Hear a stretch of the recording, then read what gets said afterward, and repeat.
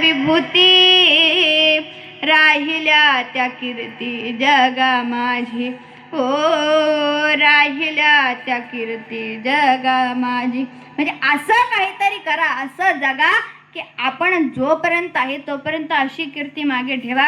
आपली चांगली कीर्ती मागे उरली तरी चालेल, परंतु वाईट कीर्ती मागे उरू देऊ नका असं तुकोबराय सांगतात.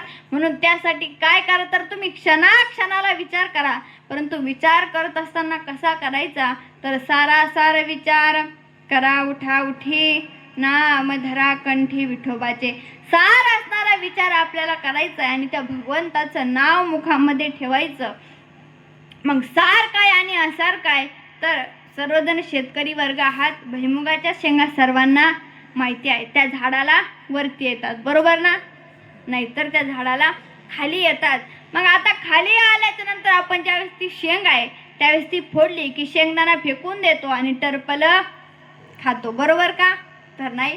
आपण शेंगदाणा खातो आणि टरफल फेकून देतो. म्हणजे शेंगदाणा हा सार आहे आणि टरफल जे आहे ते असार आहे. त्यानंतर पेढा